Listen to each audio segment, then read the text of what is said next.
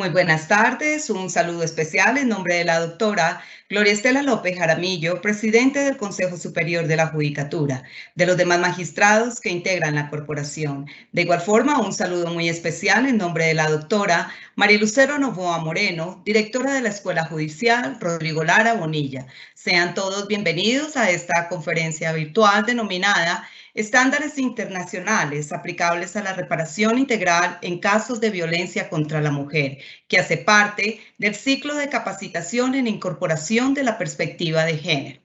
Las nuevas condiciones en los contextos judiciales implican una necesidad indispensable de modificar los estereotipos femeninos que por años se han visto reflejados en diversos ámbitos sociales. De esta forma, atendiendo a lo planteado en la sentencia SU 080 del 2020 de la Corte Constitucional, es fundamental que se transmita una nueva ola de justicia basada en el género que permita de esta forma aclarar nuevos conceptos y dotar al sistema judicial de las herramientas necesarias para asegurar en la práctica cotidiana la reparación integral cuando se alegue violencia contra la mujer, especialmente en los procesos de divorcio y cesación de los efectos civiles del matrimonio católico. La conferencia de hoy tiene como propósito abordar el tema de la reparación integral en casos de violencia contra la mujer, entendida como una vocación transformadora, de tal manera que tenga un efecto no solo restitutivo, sino también correctivo. Asimismo, plantear los fines de la reparación, los cuales deben dirigirse primordialmente a conjugar y remediar la situación estructural de violencia y discriminación contra la mujer, para establecer la naturaleza y monto de la indemnización, lo que depende del daño causado en el plano material como inmaterial, y mostrar las medidas a adoptar, tales como proporcionar los recursos para que la víctima participe con pleno acceso y capacidad en todas las etapas en el proceso. Además, analizar la forma de garantizar la publicidad y divulgación de los casos con el fin de lograr conocer la verdad de los hechos y su no repetición, todos ellos con especial respeto de los derechos de las víctimas. En esta oportunidad tenemos el gusto de contar de nuevo con la doctora Bárbara Liliana Thaler Ortiz, quien es abogada, especialista en Derecho Comercial, Procesal Civil, Contractual y Constitucional. La doctora Bárbara ha sido juez 25 Civil Municipal de Bogotá, juez Civil Municipal de Leticia, Amazonas, juez 30 Civil del Circuito de Bogotá, juez 32 Civil del Circuito de Bogotá, es formadora de la Escuela Judicial Rodrigo Lara Bonilla y actualmente se desempeña como magistrada de la Sala Civil Familia del Tribunal Superior de Buga. Doctora Bárbara Liliana Thaler Ortiz, es un gusto tenerla de nuevo con nosotros. Bienvenida, tiene el uso de la palabra. Muchas gracias, doctora Mónica, nuevamente para agradecer a la Escuela Judicial por esta oportunidad y por tanto un saludo muy especial a la doctora María Lucero Novoa, directora de la Escuela Judicial Rodrigo Lara Bonilla, y hacerla extensiva a la doctora Gloria Estela López Jaramillo, nuestra presidenta del Consejo Superior de la Judicatura, y a todos los magistrados que conforman esa alta corporación. Igualmente un saludo especial a todos los servidores y servidoras judiciales que se encuentran conectados dentro de esta videoconferencia y a todas las demás personas que se han interesado por este apasionante tema. Para mí es un gusto volver a estar con ustedes en un tema tan importante como es la aplicación de la perspectiva de género en las decisiones judiciales. Y para el efecto voy a compartir pantalla. Bueno, muchísimas gracias. Entonces, como les decía, vamos a trabajar hoy los estándares internacionales aplicables a la reparación integral en casos de violencia contra la mujer. En este ciclo de conferencias, nosotros ya veníamos trabajando sobre las fuentes internacionales y nacionales que nos dan la capacidad o nos dan las normas relativas a cómo debemos aplicar la perspectiva de género dentro de las decisiones judiciales. Para quienes quieran ahondar, basta con que revisen las anteriores conferencias que se encuentran publicadas en la página de la Escuela Judicial,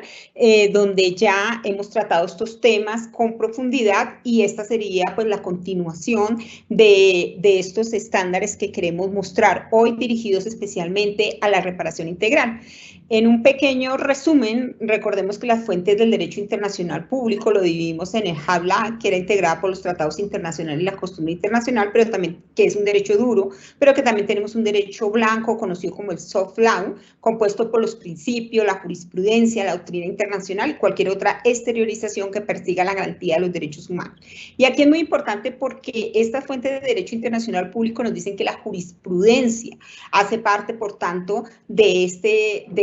estas fuentes de derecho internacional público, tanto así que tenemos el Estatuto de la Corte Internacional de Justicia, la Corte de la Haya, que consagra como fuente en materia de derecho internacional público, también los tratados internacionales, la costumbre internacional, los principios generales de derecho, la jurisprudencia y la doctrina internacional. Esto nos permite mostrar cómo no solamente debemos interesarnos por la jurisprudencia que a nivel nacional y la ratio decidencia que de varios pronunciamientos tanto de las altas cortes de nuestro país, sino también de aquellos que pertenecen a instituciones internacionales, como sucede con la Comisión Interamericana de Derechos Humanos. Recordemos que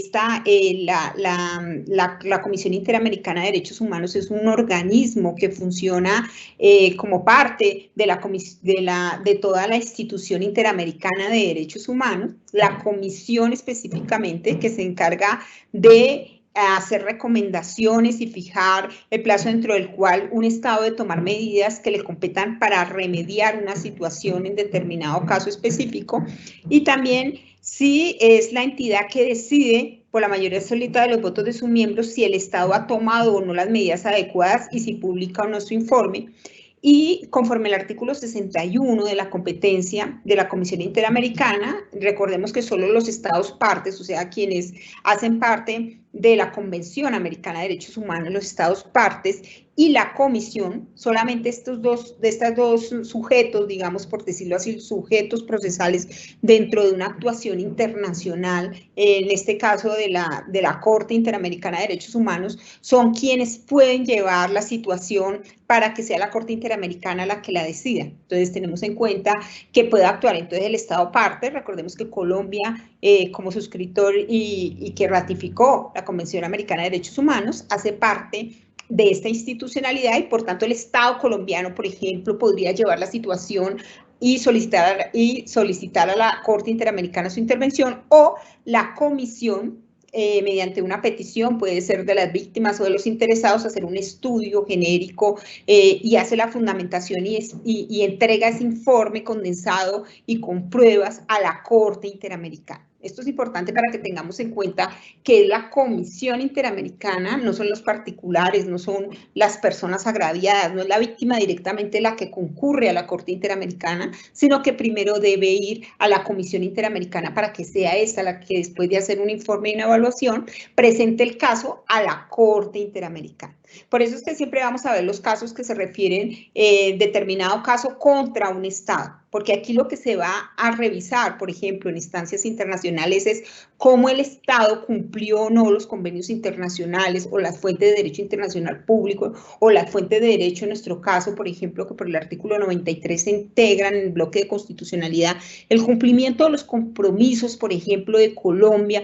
frente a las normas que tienen que ver con perspectiva de género. Eso pues ya lo volvemos a ratificar. Es necesario cumplir esos estándares internacionales, no es voluntario. Yo reitero mucho eso, o sea, no se trata de que yo como juez o servidor público digo, no, a mí me gusta el tema de género, entonces yo lo voy a aplicar. No, no es una cuestión de voluntad, es una fuerza obligatoria. El Estado colombiano debe cumplir los parámetros que determinan las convenciones que ha ratificado a través del Congreso y que por tanto lo obligan a cumplir en las decisiones judiciales. Y lo que hemos visto es que realmente hasta ahora estamos profundizando en el tema y hasta ahora estamos logrando un verdadero cumplimiento de estos estándares internacionales. Es más, yo pienso que estamos en una evaluación de cómo lo estamos haciendo y lo que hemos encontrado es que falta mucho por hacer, aunque hay que reconocer que nuestra jurisdicción, integrada toda ella por todas las competencias que se anexan a ella, realmente ha cumplido con muchos de los estándares, pero que también estamos en camino de comprender y entender cómo debemos aplicar la perspectiva de género en las decisiones judiciales. Entonces, les recuerdo que para que la Corte Interamericana pueda conocer de cualquier caso, es necesario que sean agotados los procedimientos previstos en los artículos 48 a 50 que nos regulan la competencia de la Comisión Interamericana de Derechos Humanos. Entonces, hay una situación de hecho, generalmente el incumplimiento de un Estado en verificar las obligaciones que le correspondían frente a esos casos o situaciones particulares o situaciones que se presentan en los diferentes territorios de los estados que hacen parte, ellas se llevan a la Comisión Interamericana y la Comisión es la que puede presentar el caso a la Corte Interamericana. Esa competencia de la Corte Interamericana, ya no estamos hablando de la Comisión, sino ahora estamos hablando de la Corte Interamericana, que como les digo, su competencia está enmarcada por la Convención Americana de Derechos Humanos, el reglamento propio de la Corte Interamericana de Derechos Humanos, la Convención de Viena y la Convención Vélez de Pará, son las principales fuentes de derecho que nos van a permitir esa competencia. Recordemos entonces que la Convención Americana sobre Derechos Humanos dice que la Corte tiene una competencia para conocer de cualquier caso relativo a la interpretación y aplicación de las disposiciones de la Convención Americana de Derechos Humanos, siempre que los Estados partes, en el caso, hayan reconocido o reconozcan dicha competencia, ora por declaración especial, como se indican los incisos o anteriores, nos dice la norma, ora por convención especial.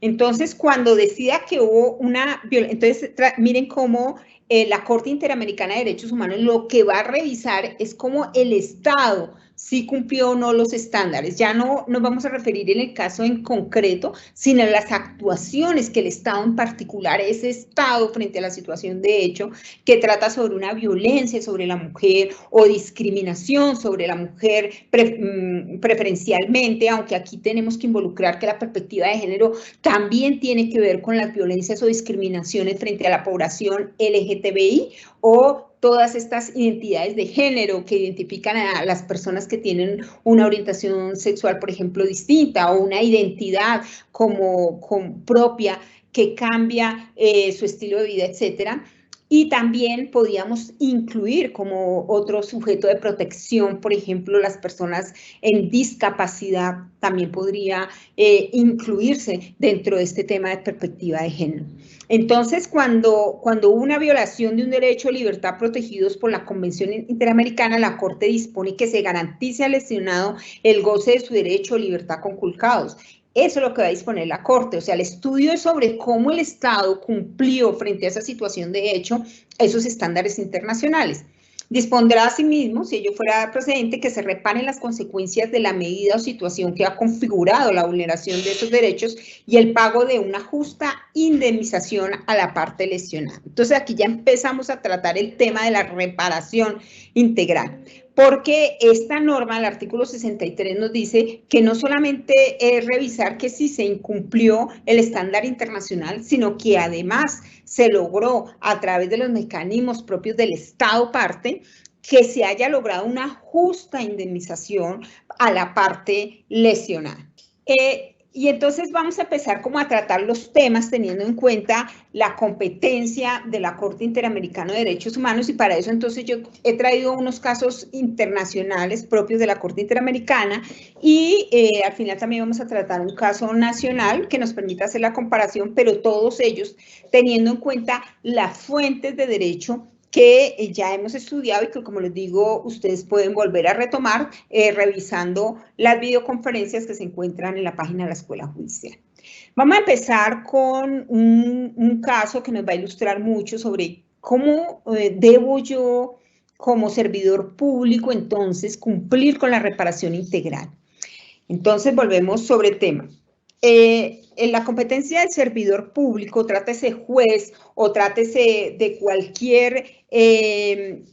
autoridad pública que conoce de una situación de violencia o de discriminación, tiene la función de lograr que la víctima reciba una adecuada reparación, pero esta reparación no es la que estamos acostumbrados, por ejemplo, en los juicios de responsabilidad,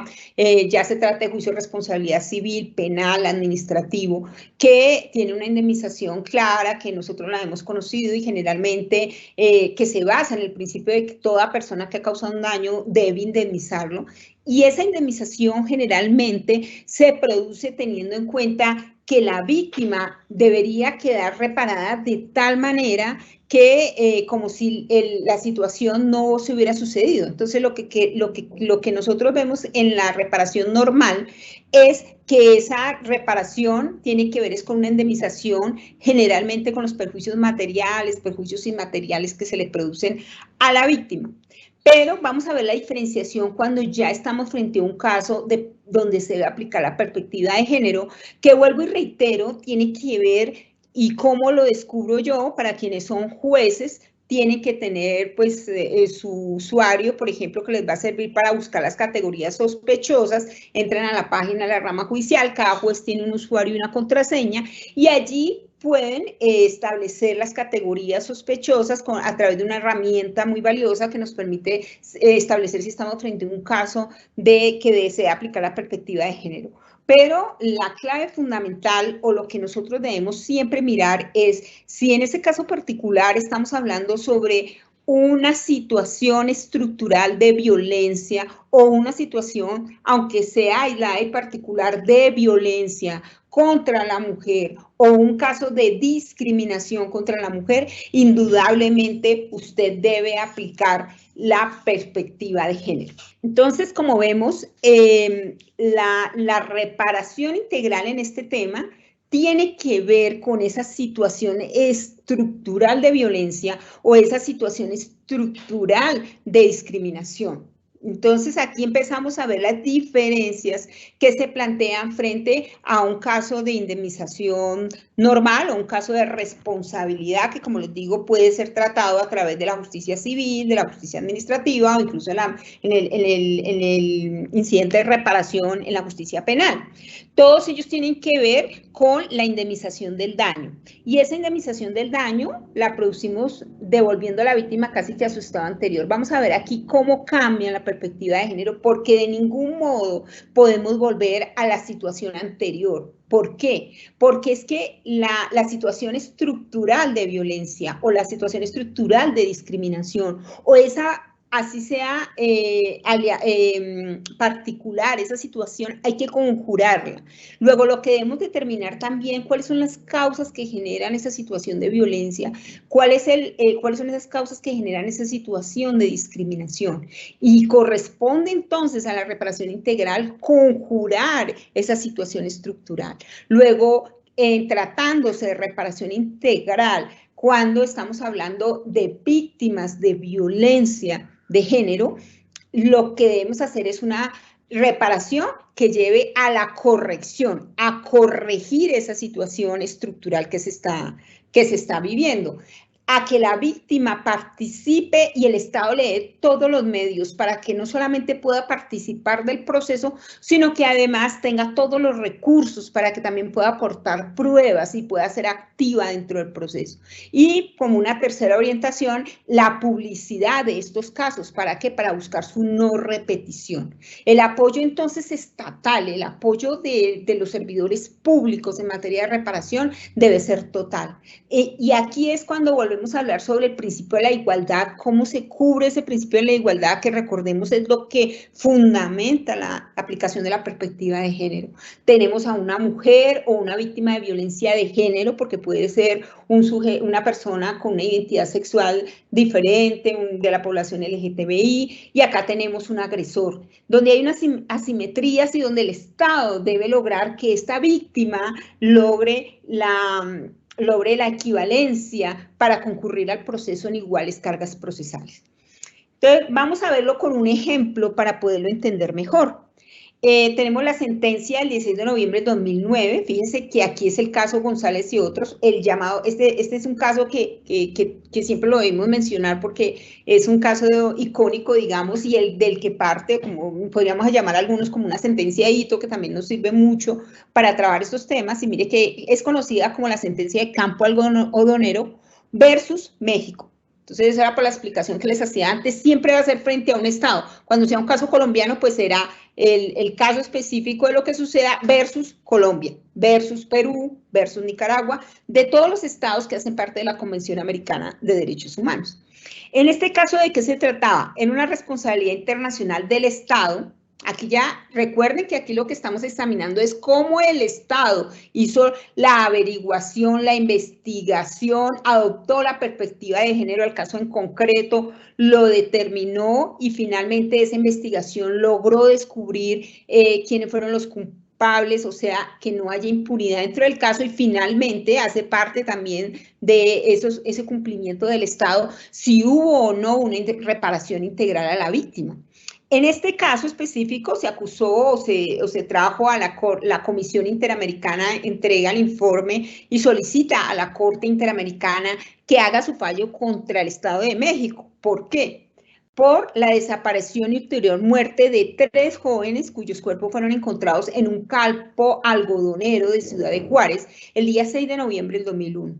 Se responsabiliza al Estado primero por la falta de medidas de protección a las víctimas, 2 de las cuales eran menores de edad, la falta de prevención de estos crímenes, pese al pleno conocimiento de la existencia de un patrón de violencia de género que había dejado centenares de mujeres y niñas asesinadas. Y aquí es importante que miremos, esto es lo que nosotros llamamos el contexto. Cuando yo identifico el caso, cuando yo sé que en este caso específico, que los hechos de violencia o los hechos de discriminación ameritan la aplicación de la perspectiva de género, lo primero que debemos hacer, sobre todo las autoridades judiciales, es determinar el contexto. Esto es lo que se llama el contexto. Fíjese que aquí estamos hablando de que existía un pleno conocimiento de la existencia de un patrón de violencia de género que había dejado centenares de mujeres y niñas asesinadas en Juárez. Sin embargo, ante las autoridades esto no fue importante, no se tomaron pruebas de contexto, no se miró cuál era el contexto en el que estaba ocurriendo esa violencia. La falta de respuesta a las autoridades frente a la desaparición, por ejemplo, la falta de debida diligencia en la investigación de los asesinatos, así como la denegación de justicia y la falta de reparación adecuada. Fíjense que como estamos aquí en un proceso frente al Estado mexicano, lo que se investiga es ese actuar o ese cumplimiento por parte de ese Estado. Y se le indilga entonces la falta, miren, la falta de investigación frente a la desaparición, la diligencia en la investigación, la denegación de justicia y, por supuesto, la falta de reparación de las víctimas. ¿Y qué dijo entonces la Corte Interamericana cuando resolvió este caso frente al Estado mexicano? La Corte recordó que teniendo en cuenta la situación de discriminación estructural en la que se enmarcaban los hechos ocurridos y que fue reconocida incluso por el Estado, porque el Estado mexicano aceptó que efectivamente tenían un problema estructural de violencia en esa ciudad de Juárez, ya la Corte Interamericana nos muestra cómo en las decisiones internas nosotros también debemos acoplar todas estas determinaciones para que nuestras decisiones no queden cortas, no queden insuficientes, que lleven porque puede suceder que nosotros no tenemos en cuenta este tipo de reparación y lo que sucede es que el Estado colombiano, al incumplir estos estándares internacionales, puede ser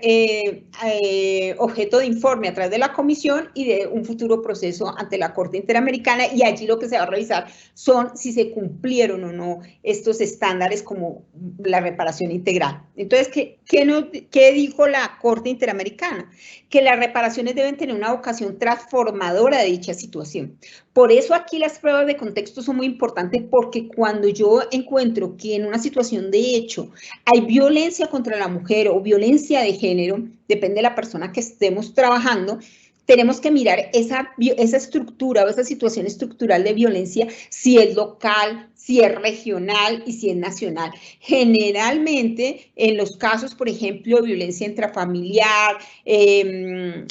digamos, violencias que se generaron, por ejemplo, ahorita en las situaciones de paro, etcétera, tienen que ver con este tipo de situaciones estructurales, ya dentro de una entidad, por ejemplo, en la violencia intrafamiliar. Las pruebas de contexto, ¿de qué se tratarían? De cómo en esa comunidad específica, cómo se sitúan las violencias que se producen contra la mujer. Voy a hablar en general contra la mujer, pero esto significa cuando también se hace violencia frente a cualquier sujeto de género diverso. Entonces, pero lo voy a hablar específicamente sobre la mujer, pero irradia pues a los otros sujetos de los que había hablado antes. Entonces, fíjese que que la reparación entonces no solo tiene un efecto restitutivo, yo voy a volver a la víctima, voy a recompensar de alguna manera, esa reparación integral va a cubrir el valor de lo que sufrió la víctima. No, aquí ya tenemos que hablar es cómo vamos entonces a también hacer un correctivo frente a esa comunidad, sobre ese municipio, ese departamento incluso nacional. Yo lo que les puedo decir en este tema es como la mayor deficiencia al hacer el estudio de las sentencias y de las situaciones que se trabajan al interior de los juzgados y de los funcionarios públicos es cómo no se llevan las pruebas de contexto. Y no solamente, como les digo, por ejemplo, el ejemplo más claro, por ejemplo, la violencia intrafamiliar. Y observa uno que fiscales, comisarios de familia, incluso los mismos jueces, no aplican la perspectiva de género, no implementan la facultad oficiosa que tienen de traer las pruebas de contexto porque tienen que saber cómo se comportaba el agresor o cómo es esa ciudadanía en esa situación específica regional en la comunidad, cuáles son las cifras de maltrato intrafamiliar en la región y cuáles son las cifras a nivel nacional. Todo eso son lo que determina el contexto de si hay una situación estructural de violencia que hay que conjurar. Entonces, ¿qué nos dice la Corte Interamericana, por ejemplo? Que en ese sentido no es admisible una restitución a la misma situación estructural de violencia y discriminación. Lógico, no se trata de reparar a la víctima, vamos a repararla con una indemnización por perjuicios materiales e inmateriales sin hacer nada frente a la comunidad, frente a la capacitación, por ejemplo, regional, sobre la participación, por ejemplo, de la mujer, por ejemplo, en las acciones comunales, en los sitios donde puedan recibir capacitación, donde puedan recibir ayuda psicológica, de emprendimiento. El Estado tiene la obligación de lograr conjurar, no solamente de reparar a la víctima en cuanto a esa propia indemnización, sino cómo corregir esa situación. En eso es lo que debemos ser claros. Hay que corregir la situación estructural de violencia y creo que ahí es donde estamos cometiendo las fallas y las deficiencias, porque entonces cuando vamos a dar la reparación integral nos conformamos con decir simplemente voy a resarcir el perjuicio material, pero no hablamos nada sobre lo que significa reparar frente a la comunidad en general, o la comunidad que tenga que ver con esta situación estructural. Del mismo modo, recordó que la naturaleza y el monto de la reparación ordenada dependen del daño ocasionado en los planos tanto material como inmaterial, igual que sucede en cualquier indemnización. Hay que mirar cuál es el daño efectivo. Aquí no se trata la perspectiva de género, como lo he repetido muchas veces, no se trata de suponer la prueba o de fallar sin pruebas, no. Se trata de hacer una flexibilización probatoria y de determinar realmente cuál fue el daño ocasionado. Pero ese daño no se circunscribe, vuelvo y repito, solo a la víctima, sino también lo que hay que conjurar y remediar respecto de la situación de violencia que se vive en ese sector, en esa región o esa comunidad. Las reparaciones no pueden implicar, por supuesto, un enriquecimiento ni mucho menos un empobrecimiento para la víctima, sus familiares, y deben guardar relación directa con las violaciones declaradas. Fíjense que aquí no se está superponiendo nada, con base en las pruebas cuando se demuestra que sí hubo responsabilidad o que sí existió esa situación de género, por supuesto debe estar concatenada como hemos conocido en general, cómo se debe reparar el daño. Una o más medidas pueden reparar un daño específico sin que éstas se consideren una doble reparación. Por supuesto, yo puedo tomar varias medidas, nos dice la Corte Interamericana, medidas que tienen que ver con la comunidad, con que el Estado dé todas las condiciones para que estas situaciones dejen de pasar. Y también, por ejemplo, la reparación del daño material, de los perjuicios morales, del daño vía relación, etcétera, que sufre la víctima, y no por ello se esté considerando que hay una doble reparación. En este caso, por ejemplo, el Estado ordenó levantar un monumento en memoria de las mujeres víctimas del homicidio por razones de género en la ciudad de Juárez. Esto tenía una significación muy especial porque lo que quería decir era que la comunidad entendiera que había un problema estructural y que no podía pasar inadvertido, que en esa ciudad en específico se estaban sucediendo muchísimos homicidios y muchísimas lesiones contra mujeres y por tanto estas víctimas había que dignificarlas, y tener como un recuerdo del contexto de violencia que padecieron y que el Estado se comprometía a evitar a futuro. Entonces digo, la Corte Interamericana, que en este caso el monumento se develaría en la misma ceremonia en la que el Estado reconozca públicamente su responsabilidad internacional y que debía ser construido en el campo algodonero en el que fueron encontradas las víctimas del caso. Entonces fíjese cómo la reparación aquí nos cambia. ¿Por qué? Porque ya como tenemos las pruebas de contexto dentro del el trámite judicial, nosotros podemos ordenar este tipo de reparación. Y este tipo de reparación, aquí quiero ser clara, que por las mismas sentencias de nuestra Corte Constitucional ha sido clara en que no tiene que ver con el principio de congruencia. Cuando hacemos este tipo de reparación integral, está unido al concepto de reparación integral y por tanto algunos dirán, pero ¿cómo? Si esto no me lo solicitaron dentro de las pretensiones de la demanda, ¿por qué yo voy a ordenar este tipo de reparaciones? Tiene que ver precisamente con la perspectiva de género en el sentido de que hay que corregir esa situación anómala de violencia contra las mujeres y eso solamente lo logramos con un cambio cultural, con una conciencia nueva de lo que está sucediendo en la comunidad. Entonces mire cómo este monumento iba a determinar que todas las personas que viven en esa ciudad tuvieran presente lo que sucedió y que no se iba a olvidar y que tenían la misión de cambiar su visión sobre cómo debería tratarse el desaparecimiento y la muerte o lesión de las mujeres de esa ciudad. En vista de que el monumento, por ejemplo, se refiere a más personas que las consideradas víctimas, en este caso la decisión de tipo monumento correspondería a las autoridades públicas, quienes consultarían el parecer de las organizaciones de la sociedad civil a través de un procedimiento público y abierto en el que incluirían a las organizaciones que representen a las víctimas del presente caso.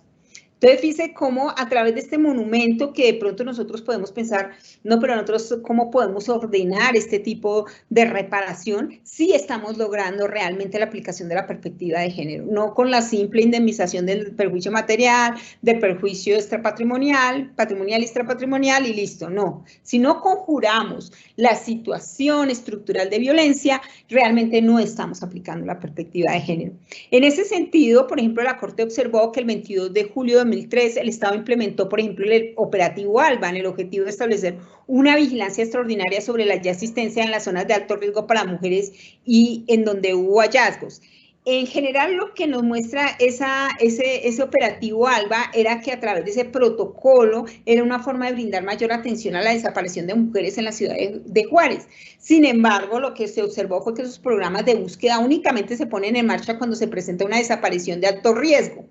Fíjese que a pesar de que el Estado dijo y reconoció, sí, tengo un problema y por tanto yo activé este protocolo y este operativo ALBA, lo que comprobó la Corte era que, por ejemplo, ese protocolo solo se activaba cuando existía certeza de que la mujer no tenía motivos, por ejemplo, para abandonar el hogar, que se trataba de una niña o que la joven tuviera una rutina estable y que el reporte tuviera características vinculadas con los homicidios seriales. Estos condicionamientos para que funcionara realmente no cumplían con la reparación integral porque los parámetros que realmente se debían tener eran más amplios. Había que darle un condicionamiento a las víctimas para que las víctimas pudieran tener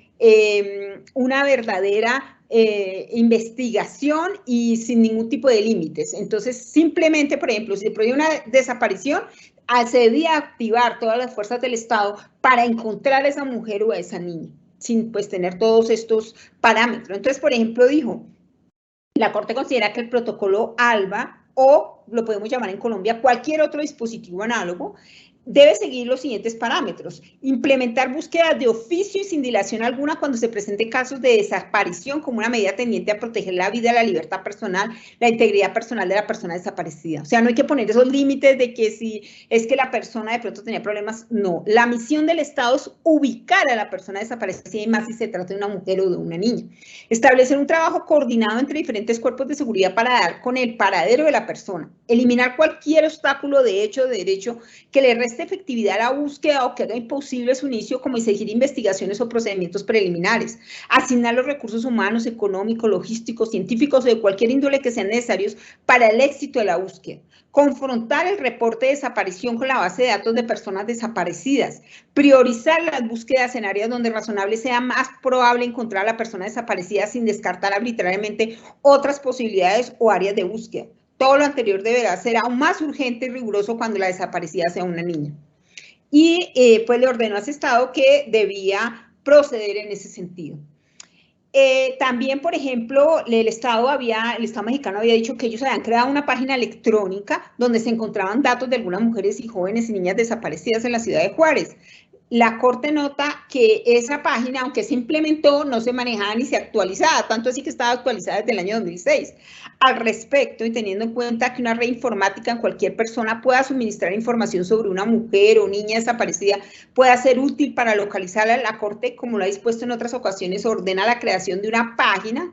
Entonces, fíjese, el Estado puede decir, yo creé una página para tener un reporte de todos los desaparecidos, pero si esa página no funciona, la Corte va a decir, usted de todas formas está incumpliendo los mandatos, el estándar internacional, y por tanto lo que ordenó, por ejemplo, en este caso, es que esa página electrónica contuviera la información personal necesaria de todas las mujeres jóvenes y niñas que desaparecieron desde 1993 y que continúan desaparecidas. Dicha página electrónica debe permitir que cualquier individuo se comunique por cualquier medio con las autoridades, incluso de manera anónima, a efecto de proporcionar informes relevantes sobre el paradero de la mujer o una niña desaparecida o, en su caso, de sus restos. La información contenida en la página electrónica debe actualizarse permanentemente, o sea que se nota que el Estado sí está interesado.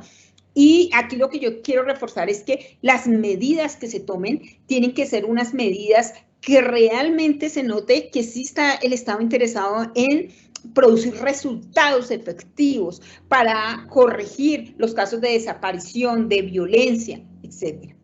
Acá tenemos otro caso, por ejemplo, también contra México. Es una sentencia del 30 de agosto de 2010 de la Corte Interamericana de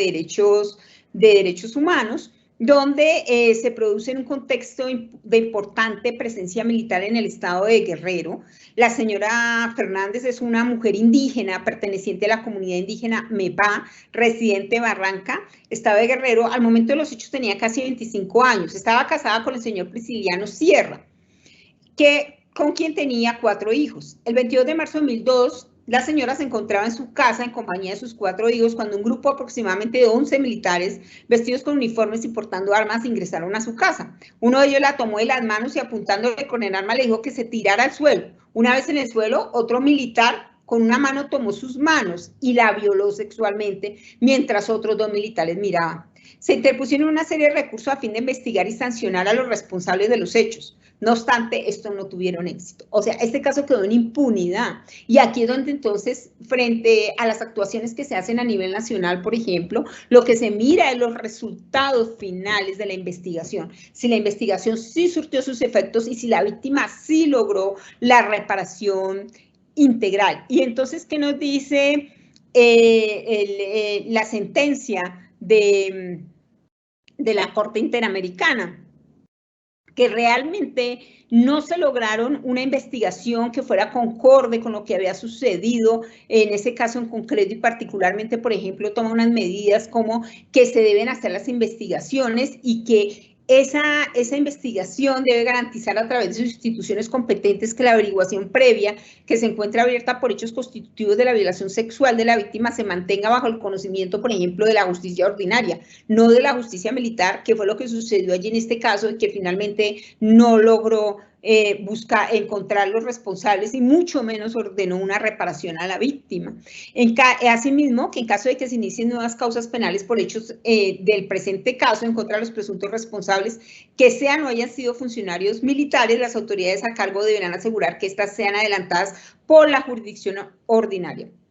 La Corte reitera que durante la investigación y el juzgamiento el Estado debe asegurar el pleno acceso y capacidad de actuar de la víctima en todas las etapas. Esto es muy importante porque mire que esta es otra forma de reparación de la víctima. El Estado le corresponde apropiar los recursos que requiere la víctima para tener una actuación dentro del proceso, pero yo aquí también quiero hacer énfasis que esa actuación no se produce de cualquier modo. Tenemos que evitar la revictimización. Por tanto, yo he llamado a que se utilicen los equipos interdisciplinarios al manejo de la víctima. El juez no es el capacitado y mucho menos el abogado para interrogar a la víctima, sino que tiene que ser un equipo interdisciplinario que tenga todas las medidas para evitar esa revictimización y además, como en este caso, por ejemplo, que era una mujer indígena, que había enfrentado diversos obstáculos en el caso de acceso a la justicia, el Estado tenía el deber de proporcionar los medios para que esa víctima, por ejemplo, accediera y participara en todas las diligencias, dándole recursos para poder tener pruebas sobre lo que ha sucedido. En este caso que nos tratábamos en una persona, era una mujer indígena, como les digo, pues se necesitaba la provisión de un intérprete. Y vuelvo y recalco, la reparación integral también tiene que ver con esto, se tiene que ordenar que sea el Estado el que tiene que proveer los recursos para ese intérprete y ese apoyo desde una perspectiva de género en condición de circunstancias de vulnerabilidad. Finalmente, en caso de que la víctima preste su consentimiento, aquí tenemos que ver ya con la publicidad, los resultados de los procesos deben ser públicamente divulgados con la finalidad de que la sociedad mexicana conozca la verdad de lo sucedido en los hechos. Adicionalmente, en otras oportunidades, la Corte ha dispuesto que el Estado inicie las acciones disciplinarias, administrativas o penales. Esto es lo que ordenó la Corte Interamericana y que era lo que debería iniciar también el respectivo Estado cuando encuentra que, por ejemplo, en esos casos hay total impunidad o no se ha reparado a la víctima, se deben iniciar todas esas acciones disciplinarias administrativas contra todos los funcionarios que tuvieron que ver en el caso. Eso es otra forma en que tenemos que conjurar esa forma de trato de las situaciones de violencia o discriminación contra la mujer o discriminación de género. Y esas investigaciones tienen que ser para ya los responsables, pero de esos servidores públicos, por las distintas irregularidades procesales o investigativas. En este caso, por ejemplo, observó la Corte que México informó que se llevó adelante una investigación administrativa respecto de los peritos que extinguieron las muestras, porque eso fue lo que sucedió allí en ese caso, las muestras se perdieron, no tuvieron un buen manejo, no fueron cuidadosos en el manejo de la prueba, y México había informado que todos sus peritos habían resultado sancionados, pero lo que hizo ver la Corte Interamericana dijo fue, y los otros servidores públicos, porque hubo impunidad, porque no hubo un buen manejo, porque el Estado no le dio los recursos a esta persona, porque no hubo un intérprete para que la persona, a través de su etnia, también pudiera conocer de qué era lo que se estaba investigando. Entonces dice, por su parte, ni la comisión ni los representantes que solicitaron esta medida aportaron prueba para sostener su pretensión, ni demostraron la imposibilidad de obtenerla. En consecuencia, la Corte no dictará ninguna medida de reparación al respecto, eso tenía que ver con la prueba pericial, pero respecto de los servidores públicos, lo que se dijo la Corte era que tenía que hacerse estas investigaciones para saber la responsabilidad de los funcionarios que participaron. Por otra parte, tomando en cuenta que en este caso se dificultó por parte de la agente del Ministerio Público la recepción de la denuncia presentada por la víctima, la Corte dispone que, de acuerdo con la normativa disciplinaria pertinente, el Estado examine tal hecho y, en su caso, la conducta del funcionario correspondiente.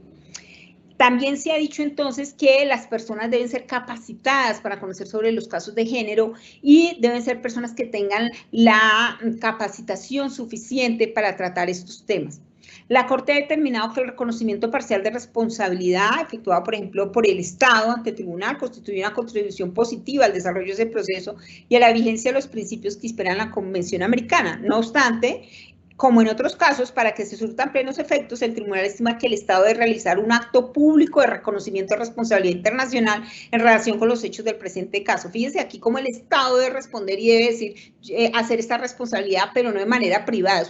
es una responsabilidad de manera pública, porque es que lo que nosotros aquí estamos viendo para conjurar estas situaciones estructurales es las situaciones que se presentan de violencia frente a hechos específicos en situaciones que deben publicitarse. ¿Por qué? Porque estamos frente a un cambio de cultura y eso es lo que debemos entender cuando hablamos de la reparación. En dicho acto se debe hacer referencia a las violaciones de derechos humanos declaradas en la sentencia. El acto deberá llevarse a cabo mediante una ceremonia pública. Y mire cómo ordena la Corte Interamericana que se haga en idioma español y en idioma MEPA, que era el correspondiente a la etnia a la que correspondía la víctima, en presencia de las autoridades nacionales y del Estado de Guerrero, de las víctimas y de autoridades y miembros de la comunidad a la que pertenecen las víctimas, porque fíjense que esto tiene un sentido, que es hacer ese cambio cultural. El Estado deberá acordar con la víctima y su representante la modalidad de cumplimiento del acto público de reconocimiento, así como las particularidades que se requieren, tales como el lugar y la fecha para su realización. En caso de que la víctima preste su consentimiento, siempre debemos tener ese cuidado de solicitarle a la víctima que consienta Ese acto deberá ser transmitido a través de una emisora radial con alcance en Guerrero. Para la realización del mismo, el Estado cuenta con un plazo de 1 año contado a partir de la notificación de la presente sentencia. Entonces, aquí yo quiero aprovechar estos últimos minuticos es para determinar que la situación o la situación estructural de violencia es la que debemos atacar con esta reparación integral.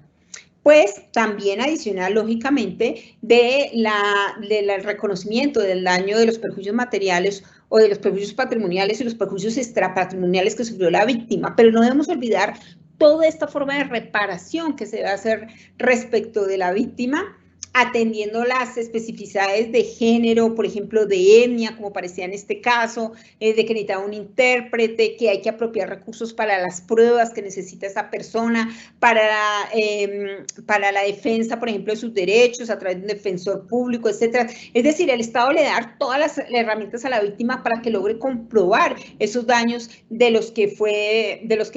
víctima y, por ejemplo, debe brindarle gratuitamente y en forma inmediata el tratamiento médico, psicológico que requiera la víctima, debe obtener consentimiento de las víctimas brindando información previa, clara y suficiente. Los tratamientos deben ser provistos por el tiempo que sea necesario y debe incluir provisión de medicamentos, transporte, intérprete, gastos que estén directamente relacionados y sean estrictamente necesarios. La Corte ha ordenado en otros casos también adecuar, teniendo en cuenta los estándares internacionales, los parámetros para investigar y realizar el análisis forense. En el presente caso, el tribunal considera necesario que el Estado continúe con el proceso de estandarización de un protocolo de actuación para el ámbito federal y el Estado de Guerrero respecto a la atención e investigación de violaciones sexuales, considerando lo pertinente los parámetros establecidos en el protocolo de Estambul y en las directrices de la Organización Mundial de la Salud.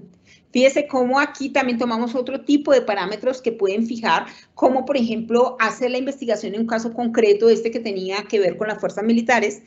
y la Corte destaca la importancia de implementar reparaciones que tengan un alcance comunitario. Entonces aquí por eso no debemos olvidar la comunidad, la región, incluso el país. El mensaje tiene que ser nacional. Entonces, la recomendación es siempre mirar cuál es la causa, cuál es la génesis, que en esa comunidad, que en ese sitio específico, en esa región está generando ese tipo estructural de violencia y cómo a través de estas decisiones nosotros debemos lograr que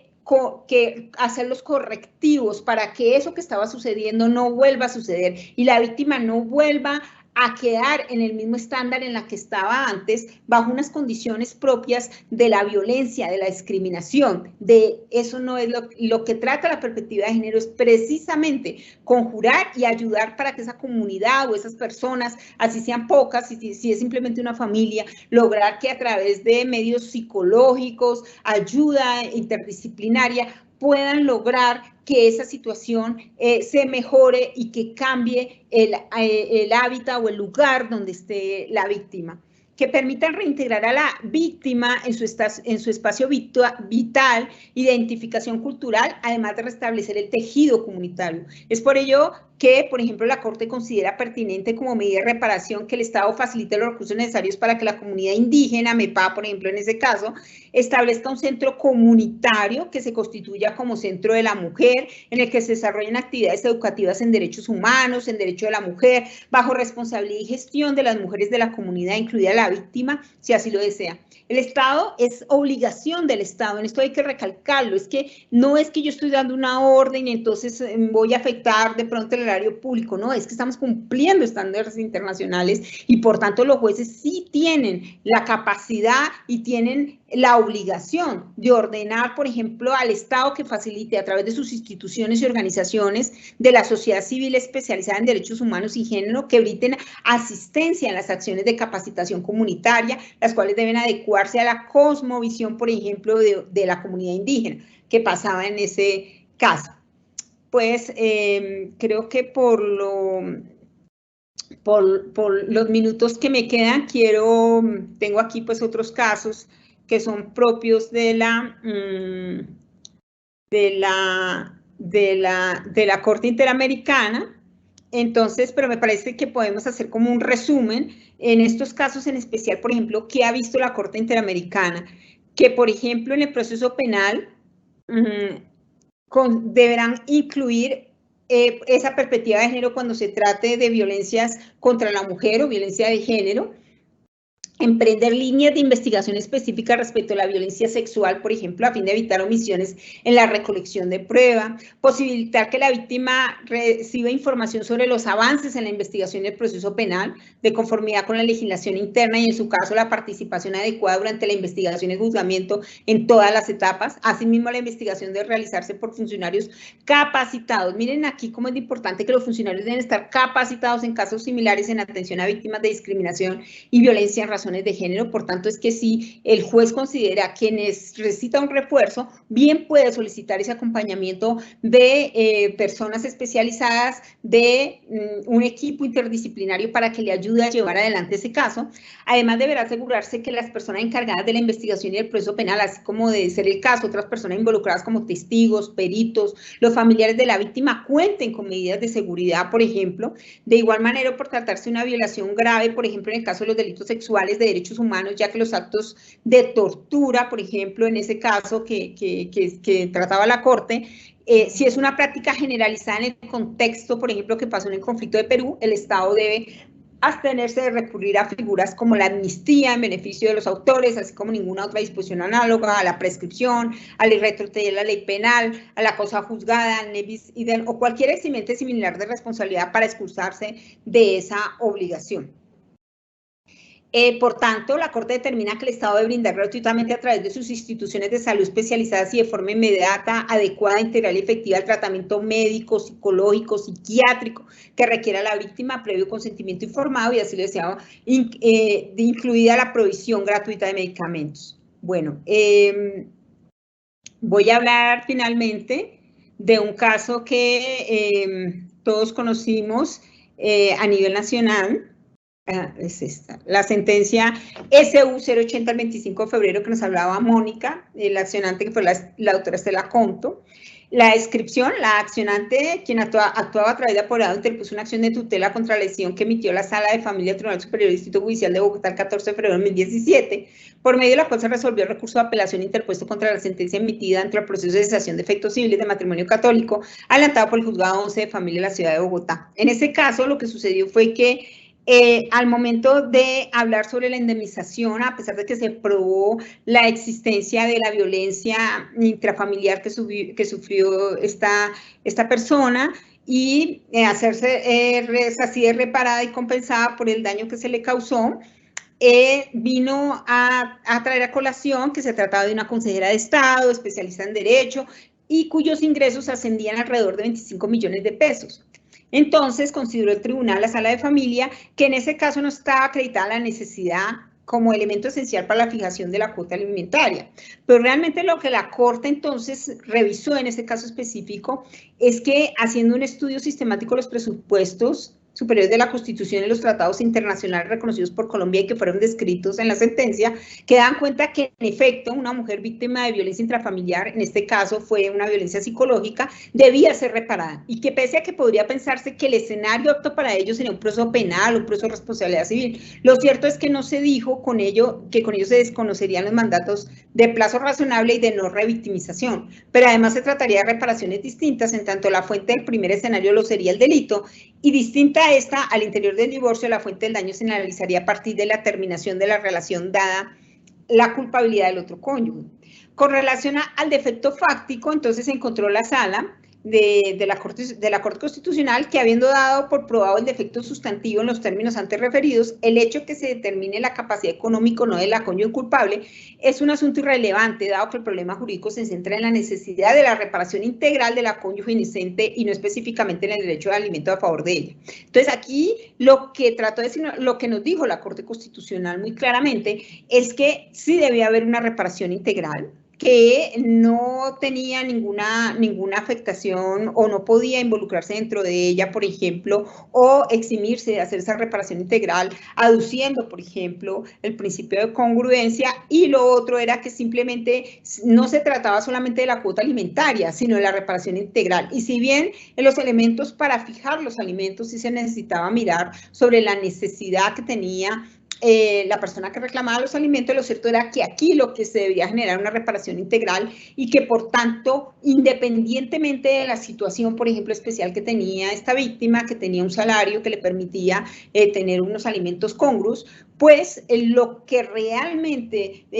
sucedió es que se negó la posibilidad de ventilar una prestación de reparación al interior del trámite de la cesación de efectos civiles de matrimonio católico, lo que impidió dar aplicación al artículo 42.6 de la Constitución y el séptimo literal G de la Convención Belén do Pará. En ese sentido, la Corte Constitucional revocó la decisión de segunda instancia emitido al interior del trámite de tutela por la Sala de Casación Laboral de la Corte Suprema de Justicia.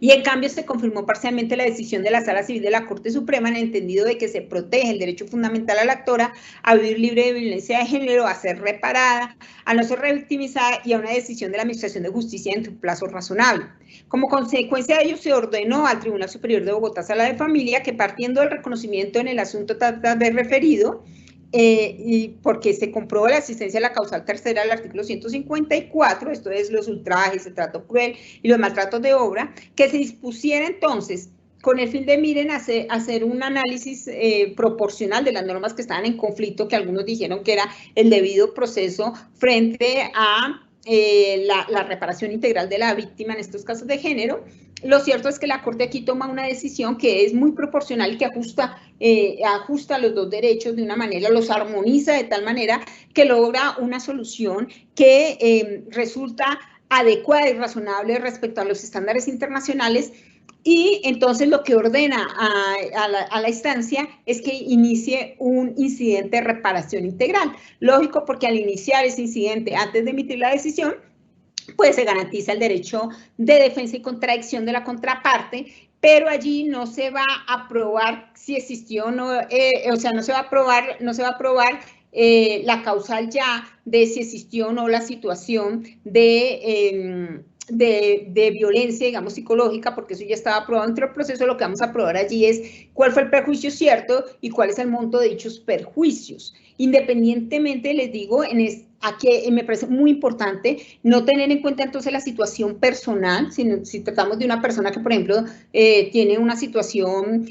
cómoda, unos buenos recursos, eso no limita la reparación, porque lo que debemos hacer es lograr no solamente el efecto restitutivo, sino también el efecto de corrección, y en ese sentido se le debe decir a todos los victimarios, a todos los agresores que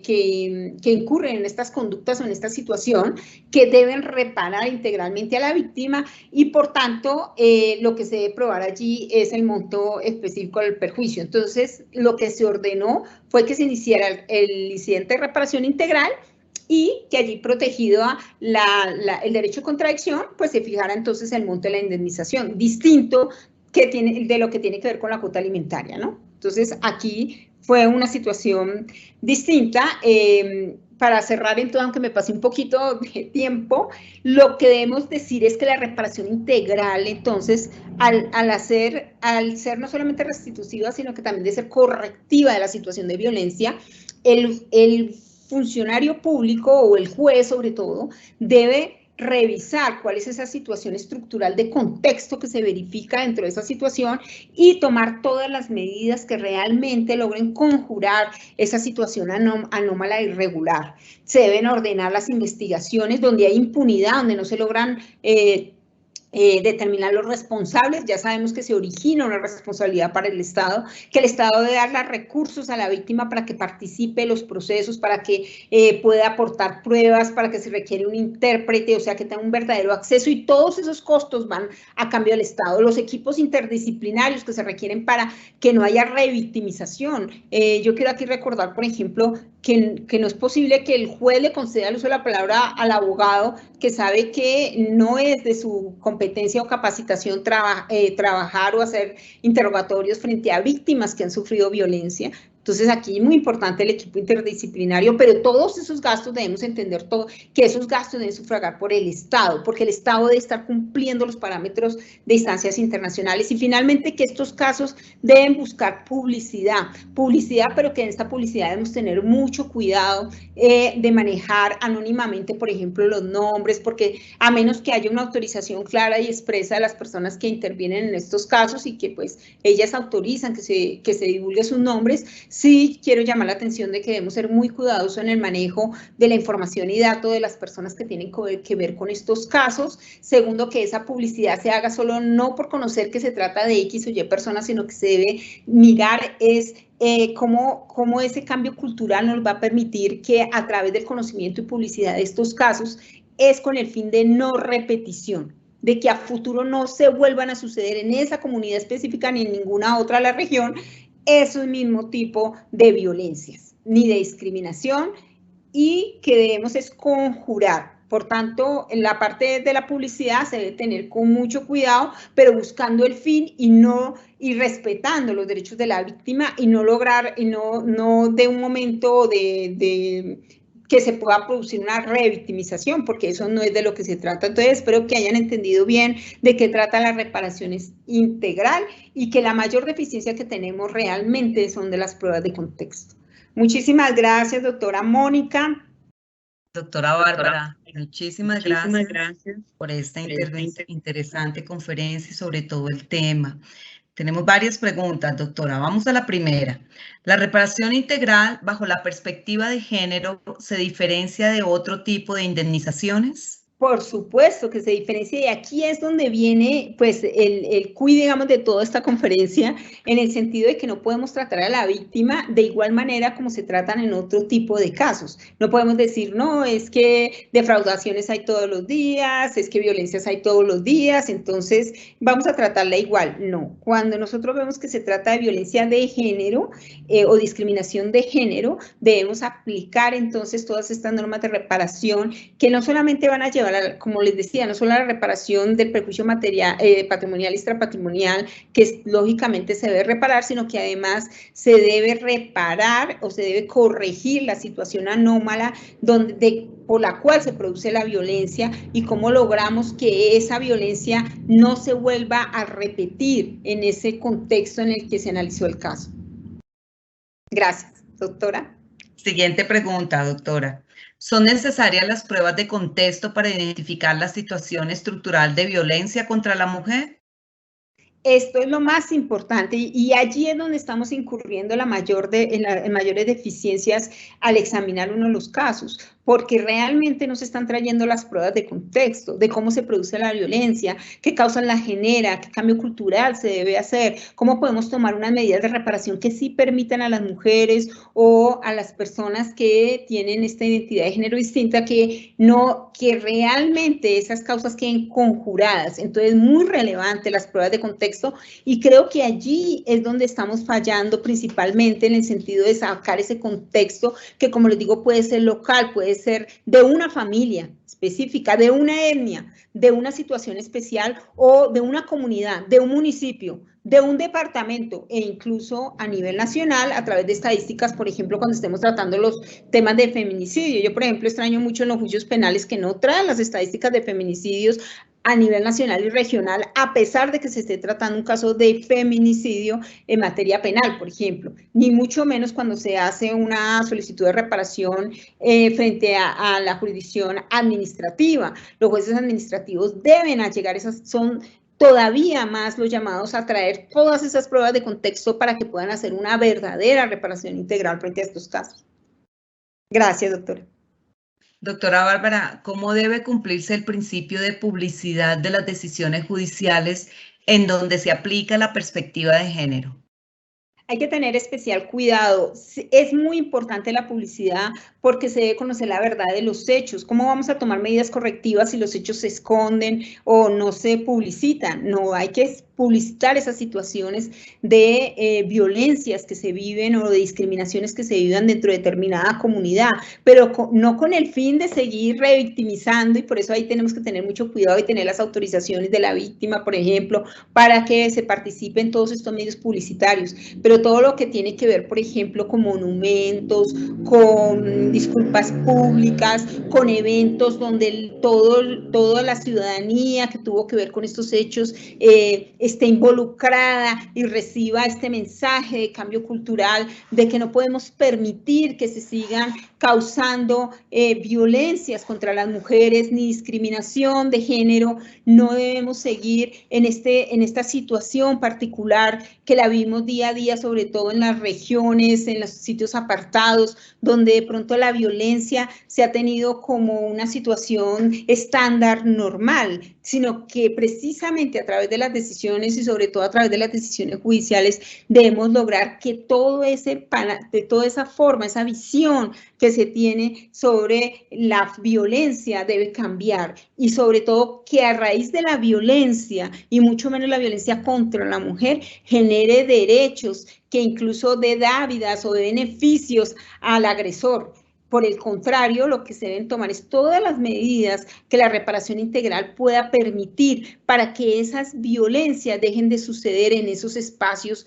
concretos donde se sucedió el hecho específico que estemos conociendo. Muchísimas gracias, doctora Mónica. Un agradecimiento muy especial, doctora Bárbara Liliana